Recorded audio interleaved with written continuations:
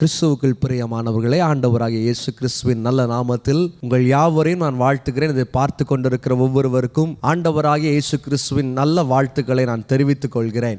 கர்த்தர் நல்லவராயிருக்கிறார். இந்த பிப்ரவரி மாதத்திலும் கூட அவருடைய சமூகத்தில் கடந்து வர கர்த்தர் நமக்கு ஜீவன், பலன், சுக, ஆரோக்கியத்தை கர்த்தர் கொடுத்திருக்கிறார்.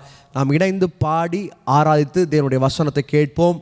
நிச்சயமாய் இந்த மாதம் நம்முடைய வாழ்க்கையில் குறைவுகளை கர்த்தர் நிறைவாய் மாற்ற வல்லவராயிருக்கிறார்.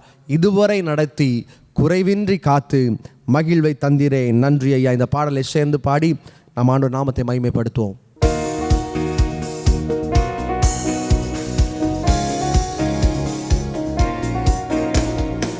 இதுவரை நடத்தி குறைவின்றி காத்து மகிழ்வை தந்தீரே நன்றி ஐயா. இதுவரை நடத்தி குறைவின்றி காத்து மகிழ்வை தந்தீரை நன்றி ஐயா. தண்ணீரை கடந்தேன், சோதனை ஜெயித்தேன், மதிலை தாண்டினேன் உம்பலத்தா. தண்ணீரை கடந்தேன், சோதனை ஜெயித்தேன், மதிலை தாண்டினேன் உம்பலத்தா. நன்றி நன்றி ஐயா. கரங்களை தட்டி கோடி நன்றி ஐயா. நன்றி நன்றி ஐயா. ஹேமே கோடி நன்றி ஐயா. ஆபத்து நாளில் அனுகூலமான துணையும் மானீரே நன்றி ஐயா. ஆபத்து நாளில் அனுகூலமான துணையும் மானீரே நன்றி ஐயா. நன்றி நன்றி ஐயா. கோடி நன்றி ஐயா. கரங்களை தட்டி சொல்லுங்க நன்றி நன்றி நன்றி ஐயா. கோடி நன்றி. இதுவரை நடத்தி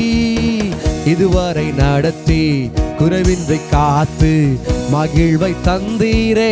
ரெண்டு கரங்களை தட்டி சொல்லுங்க. இதுவரை நடத்தி குறைவின்றி காத்து மகிழ்வை தந்தீரே. கண்ணீரை கடந்தேன், தண்ணீரை கடந்தேன், சோதனை ஜெயித்தேன், மதிலை தாண்டினேன். இன்னும் சத்தமா. தண்ணீரை கடந்தேன், சோதனை ஜெயித்தேன், மதிலை தாண்டினேன். நல்ல சத்தமா சொல்லமா. நன்றி அப்பா. நன்றி நன்றி ஐயா. கோடி நன்றி ராஜா. கோடி நன்றி ஐயா. நன்றி நன்றி ஐயா. கோடி நன்றி ஐயா. கரம் நீட்டி ஆசீர்வதித்து எல்லைய பெருக்கி நீ நன்றி ஐயா. சொல்லுங்க. கரம் நீட்டி ஆசீர்வதித்து எல்லைய பெருக்கி நீர். நல்ல சத்தமா நன்றி ஐயா. நன்றி நன்றி. ரெண்டு கரங்களை தட்டி சொல்லுவோம். கோடி நன்றி. நீ நல்லவரே. நன்றி நன்றி. கோடி நல்லவரே. கோடி நன்றி ராஜா. அல்லேலூயா ஆனந்தமே. அல்லேலூயா ஆனந்தமே. துதிப்பேன் துதிப்பேன் துதித்துக் கொண்டே இருப்பேன். சத்தமா நான் துதிப்பேன் துதிப்பேன் துதித்துக் கொண்டே இருப்பேன். உன்னதர் மறைவில் வல்லவன் நிழலில் தினமும் பலன். உன்னதர் மறைவில் வல்லவன் நிழலில் என்றும் தங்குவேன். தேவனை நோக்கி அடைக்கல பாறை. தேவனை நோக்கி அடைக்கல பாறை என்றே சொல்லுவேன். சத்தமா. என் தேவனை நோக்கி அடைக்கல பாறை என்றே. ஹல்லேலூயா அல்லேலூயா ஆனந்தமே. பாடுகிற ஒவ்வொருவருக்குள்ளையும் தேவனுடைய மகிமை கடந்து வரட்டப்பா. போராட்டங்கள் மாறட்ட தகப்பனே. ஆராதிக்கும் பொழுது இந்த வருஷத்துல எதெல்லாம் தடையாய் நின்று கொண்டிருக்கிறதோ கர்த்தர் அதில் ஒரு விடுதலை கொடுக்கும்படியாய் ஜெபிக்கிற தகப்பனே. ஆராதிக்கிற பிள்ளைகள் வெட்கப்பட்டு போகாதபடி, ஆராதிக்கிற ஜனங்கள் கலக்கத்திற்குள்ளே நடக்காதபடி என் தேவன் அற்புதமான சுகத்தை, அற்புதமான விடுதலையை இந்த வார்த்தை கேட்கும் பொழுதே கொடுக்க வேண்டும் என்று ஜெபிக்கிறேன் அப்பா. உம்மை நோக்கி கூப்பிடுகிறவர்கள் ஒரு நாளும் ஒருபோதும் அவர்கள் வெட்கப்பட்டு போனதில்லை ஆண்டவரே. ஹல்லேலூயா. இந்த மாதத்தில் அவர்கள் எதிர்பார்த்திருக்கிற நன்மைகள், எதிர்பார்த்து செய்து கொண்டிருக்கிற நன்மைகளை என் கர்த்தர் வாய்க்க பண்ணும்படியார், என் கர்த்தர் செய்து கொடுக்கும்படியார், என் கர்த்தர் வழி நடத்தும்படியாய் ஜெபிக்கிறேன். ஹல்லேலூயா ஆனந்தமே, ஹல்லேலூயா ஆனந்தமே, ஹல்லேலூயா ஆனந்தமே, ஹல்லேலூயா. கடைசியா சொல்லாம துதிப்பேன், துதிப்பேன், துதிப்பேன், துதித்துக் கொண்டே இரு. கஷ்டங்கள் வந்தாலும் துதிப்பேன், துதிப்பேன், துதித்துக் கொண்டே இரு. போராட்டங்கள் வந்தாலும் துதிப்பேன், துதிப்பேன், துதித்துக் கொண்டே இரு. நெருக்கங்கள் வந்தாலும் துதிப்பேன், துதிப்பேன், துதித்துக் கொண்டே இருப்பேன். கண்களை மூடி ஜெபம் செய்வோம். ஆண்டவரே, இந்த வருஷம் எவ்வளவு நெருக்கம் வந்தாலும் I will worship you Lord. எந்த துயரங்கள் வந்தாலும் நான் உம்மை ஆராதிப்பேன் அப்பா. எந்த கட்டுகள் வந்தாலும் நான் உம்மை ஆராதிப்பேன் தகப்பனே. சாத்தானானவன் எத்தனையோ முறை என்னை வீழ்த்த வேண்டும் என நினைத்தாலும் தேவனுடைய கிருபை, தேவனுடைய தயவு எங்களை வழிநடத்துறதுக்காக நன்றி செலுத்துகிறோம் அப்பா. இந்த மாதத்தை உம்முடைய கரங்களில் தருகிறோம் அப்பா. நீர் வழி நடத்தும். பிள்ளைகள் தன்னுடைய வாழ்க்கையில் என்னெல்லாம் செய்ய வேண்டும் என்று எண்ணிக்கொண்டிருக்கிறார்களோ, எந்தெந்த காரியத்தை செய்து முடிக்க வேண்டும் என்று நினைக்கிறார்களோ, தேவனுடைய வாழ்க்கையில் நினைத்த காரியங்களை செய்து முடிக்கும்படியாய் ஜெபிக்கிறேன். என் தேவன் பெரிய காரியங்களை செய்யும், அற்புதங்களை செய்ய வழி நடத்தும். தாழ்த்தி தருகிறோம். வார்த்தையின் மூலமாய் இந்த மாதத்திற்கு எங்களுக்கு தேவையான மன்னாவை என் தேவன் கொடுக்கும்படியாய் ஜெபிக்கிறேன். தாழ்த்தி தருகிறோம். இயேசு கிறிஸ்துவின் நல்ல நாமத்தில் ஜெபிக்கிறோம் நல்ல பிதாவே, ஆமென். கரங்களை உயர்த்தி சொல்லுவோம் ஹல்லேலூயா. ஒரு வசனத்தை வேகமாய் இந்த மாதத்திற்கு ஆசீர்வாதமாய் உங்கள் மத்தியில் நான் எடுத்து வைக்க வேண்டும் என்று விரும்புகிறேன். வேத புஸ்தகத்தை கொண்டு வந்தவர்கள் ஏசாயா 32 அதிகாரம் 2வது வசனத்துக்கு நேராய் வேத புஸ்தகங்களை திருப்பிக் கொள்ளுங்கள். அதில் எழுதப்பட்டிருக்கிறது, அவர் காற்றுக்கு ஒதுக்காகவும் பெரு வெள்ளத்திற்கு புகலிடமாகவும் வறண்ட நிலத்திற்கு நீர்க்கால்களாகவும் விடாய்த்த பூமிக்கு பெரும் கண்மலையின் நிழலாகவும் அவர் இருக்கிற தேவனாயிருக்கிறார். இந்த மாதம் முழுவதும் கர்த்தர் உங்களை பாதுகாக்கிற தேவனாயிருக்கிறார். வாழ்க்கை முழுதும் சஞ்சலங்கள், வாழ்நாள் முழுவதும் என்னுடைய வாழ்க்கையில் பிரச்சனைகள், பிள்ளைகளை குறித்த கவலைகள், எதிர்காலத்தை குறித்த பயங்கள் என்னுடைய வாழ்க்கையில் இருக்கிறதே. இந்த மாதம் நான் எவ்வளவோ செய்ய வேண்டும் என்று எண்ணுகிறேன். எவ்வளவோ காரியங்களை என்னுடைய வாழ்க்கையில் செய்து முடிக்க வேண்டும். இந்த பிப்ரவரி மாதம் என் வாழ்க்கையில் இந்த காரியத்தை செய்து முடிச்சிட முடியாதா? பிப்ரவரி மாதம் என்னுடைய வாழ்க்கையில் இதை எப்படியாவது செஞ்சு முடிச்சிட முடியாதா? என் பிள்ளைங்களுடைய வாழ்க்கையில் கல்யாணத்தை செய்து வைக்க வேண்டும் என்று எண்ணுகிறேன். மாதங்கள் ஓடிக்கொண்டே இருக்கிறது, வருடங்கள் ஓடிக்கொண்டே இருக்கிறது. நான் செய்ய முடியாத நிலைமையில் நான் கட்டப்பட்டு இருக்கிறேன் என்று சொல்லுகிறவர்களுக்கு ஆண்டவர் சொல்லுகிறார், காற்றுக்கு ஒதுங்குகிற நல்ல ஒரு புகலிடத்தை ஆண்டவர் உங்களுக்கு கொடுக்கிறார். சங்கீதத்தின் புஸ்தகம் 46 அதிகாரம் 1 வசனம் சொல்லியிருக்கிறது, தேவன் நமக்கு அடைக்கலமும் பலனும் ஆபத்து காலத்தில் அனுகூலமான துணையுமாயிருக்கிற தேவனாயிருக்கிறார். இந்த மாதத்தில் பல காரியத்தை குறித்து நீங்கள் எண்ணிக்கொண்டு இருக்கலாம். இதை செய்யணும், அந்த காரியத்தை செய்யணும், இந்த ஃபினான்ஷியல் ப்ராப்ளம் இவ்வளோ இருக்குது, யார் என்னுடைய ப்ராப்ளத்தை மாற்ற முடியும்? இயேசு கிறிஸ்து உங்களுடைய பிரச்சனைகளை மாற்ற முடியும். இந்த வருஷத்தில், இந்த மாதத்தில் ஆண்டவர் உங்களை கொண்டு வந்திருக்கிறார். 2024 பிரவேசித்தவர்கள் பிப்ரவரி வர முடியவில்லை.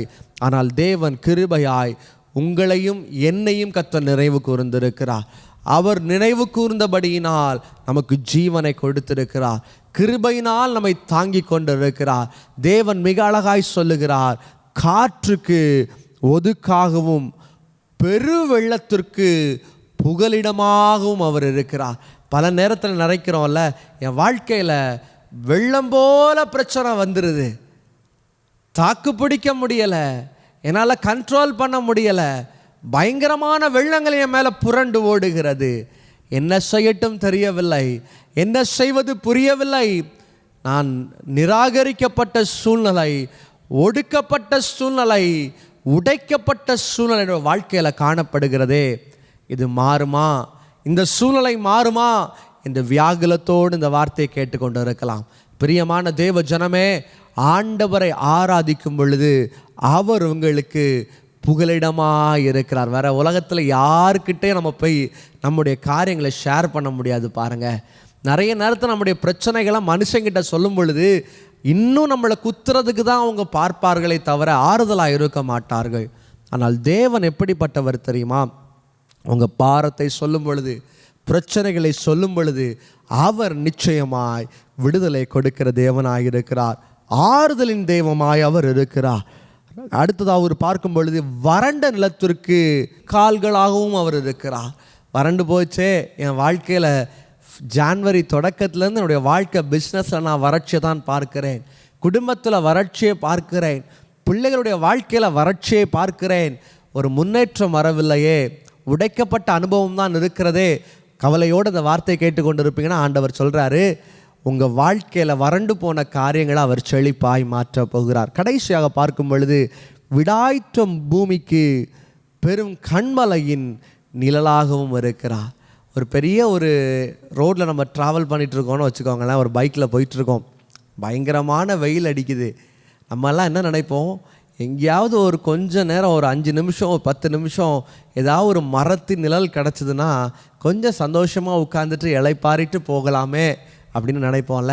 ஆண்டவர் சொல்லுகிறார், அவர் உங்களுக்கு நிழலாக இருக்கிறார், அவர் உங்களுக்கு சமாதானத்தை கொடுக்கிற தேவனாய் இருக்கிறார். ஆண்டவருடைய சபைக்கு தவறாமல் வாருங்கள். நேரம் கிடைக்கும் போதெல்லாம், சமயம் கிடைக்கும் போதெல்லாம் ஆண்டவருடைய சமூகத்தில் உட்கார்ந்து தகப்பனை நோக்கி ஜெபம் பண்ணுங்க. ஆண்டவரே, நீர் விடுதலை கொடுக்க வேண்டும், சமாதானத்தை கொடுக்க வேண்டும், நிம்மதியை கொடுக்க வேண்டும், போராட்டங்களை மாற்ற வேண்டும்.